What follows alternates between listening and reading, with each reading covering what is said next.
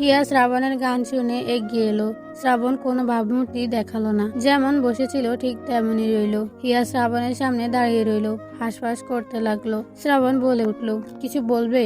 হিয়া হাতে থাকা কাপড় কসলাতে কসলাতে বলল, ঘুমাবেন না? শ্রাবণ উঠে দাঁড়িয়ে বলল, ঘুমানোটা কি খুব প্রয়োজন? হিয়া বলল, না মানে রাত হচ্ছে, রুমে চলে যান। যাব। আর কিছু বলবে? হিয়া মাথা নাড়িয়ে বলে উঠল, না আসি তবে। হিয়া চলে যাওয়ার পরে কাব্য এলো। শ্রাবণ কাব্যকে রেখে নিচে চলে এলো। হিয়া ফ্ল্যাটে এসে কাপড়গুলো তার মায়ের রুমে দিয়ে নিজের রুমে চলে আসে। আনমনে ভাবতে থাকে শ্রাবণের গানটা। হিয়ার মনেও কেমন অন্যরকম অনুভূতি জন্ম নিচ্ছে, আলাদা একটা ভালো লাগা কাজ করছে শ্রাবণের উপরে। পরদিন সকালে হিয়া প্রাইভেটে যাওয়ার জন্য রেডি হয়ে বসে আছে। আজ আর নিচে গিয়ে দাঁড়াবে না, এখন শুধু নেহা আর গাড়ি আসলে সাথে সাথে নিচে নেমে চলে যাবে। দেখবে আজও শ্রাবণ আসে কিনা। শ্রাবণ ব্যালকনি দিয়ে তাকিয়ে আছে হিয়া নিচে নামছে কিনা সেটা দেখতে।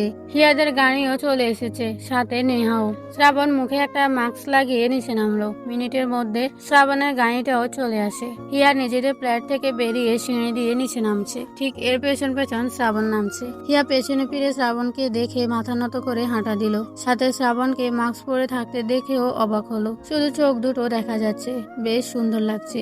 নেহা হিয়াকে দেখা মাত্রই বলে উঠলো, কিরে তোর সেই শরবতওয়ালা কেয়ারিং জামাই কোথায় রে, আজ আসেনি? হিয়া ফট করে পেছনে ফিরে তাকালো। শ্রাবণ হিয়ার দিকে তাকিয়ে আছে। হিয়া এবারও কেমন করে ফেসে গেল। শ্রাবণ হাসতে চেয়েও হাসতে পারছে না। যাই হোক, নিজেকে সামলে নিয়ে হিয়া আর নেহার সামনে দিয়ে চলে গেল।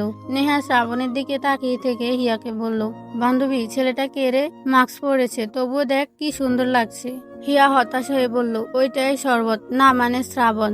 নেহা তোর চোখে হিয়ার দিকে তাকালো, সাথে সাথে নিজের মাথায় গাঁটা মেরে হিয়াকে বলল, এই দেখ যা বলেছি শুনে ফেলেছে মনে হয়। হিয়ার কথা বলার ভাষা খুঁজে পাচ্ছে না, মনে মনে বলল, সবসময় আমার সাথে এমন হতে হবে। কিছু দূর যাওয়ার পরে ড্রাইভার গাড়ি থামায়। এর পেছনে আরেকটি গাড়ি এসে দাঁড়ায়। শ্রাবণ গাড়ি থেকে নেমে গিয়ে পেছনে গাড়িটায় উঠে বসলো।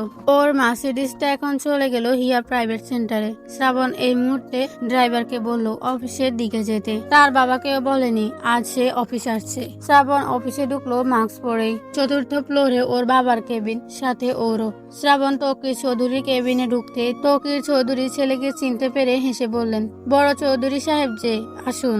শ্রাবণ মুখের মাস্ক খুলে পাশে বাক্সেটে ফেলে দিয়ে এগিয়ে গেল আর বলল, কেমন আছো বাবা? তকির সাহেব বললেন, সন্তান দূরে থাকলে কোনো বাবা ভালো থাকে বলো? শ্রাবণ সামনে চেয়ারটায় বসে বলল, আম্মুর শরীর কেমন? ভালো। রোজা আছো? বাড়ি যাচ্ছ কবে? যেদিন সে চাইবে। তকির চৌধুরী হেসে বললেন, কার কথা বলছো? আছে। তকির চৌধুরী ভাবলেন ছেলে হয়তো মজা করছে, তাই আর কিছু জিজ্ঞাসা করলেন না। তিনি প্রসঙ্গ পাল্টে বললেন, কাব্য কোথায়, আসেনি? ওকে রেখে এসেছি। এখন বলো অফিসের প্রজেক্টগুলো কত দূরে গেলো?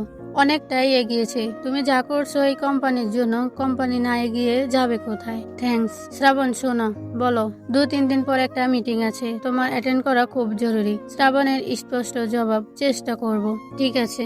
হঠাৎ কেবিন ঠেলে ভিতরে ঢুকলেন ফর্মাল ড্রেস পরিহিত একজন মহিলা। শ্রাবণ ঘাড় ঘুরিয়ে তাকে দেখে হেসে বলল, আম্মু আজ অফিসে এসেছিলে? সাবিহা চৌধুরী শ্রাবণের কাছে এসে বললেন, কেন যেন মন টানলো অফিসে আসার জন্য, আর এসে দেখলাম তুমি এসেছো।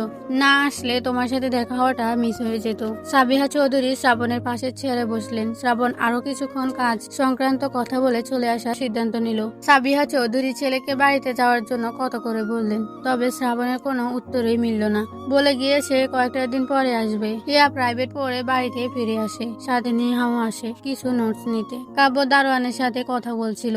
নেহাকে দেখে কাব্য ডোন্ট কেয়ার ভাব নিয়ে দারোয়ানের সাথে কথা বলতে শুরু করলো। মূলত কি কি বাজার করতে হবে সেটাই বলছিল।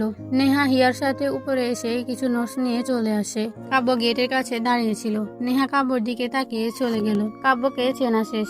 প্রথম দিনে ওকে কিভাবে ইগনোর করেছিল ভুলে যায়নি। কাব্য নেহাকে দেখে মনে মনে বলে উঠল, ভাগ্যিস সেদিন ভাগিয়ে দিয়েছিলাম, ভালোই হয়েছে। মেয়ে মানুষ, মাথায় আবার কি প্যাচ আছে না আছে আল্লাহ জানে। শ্রাবণ দুপুরে বাসায় ফিরে আসে।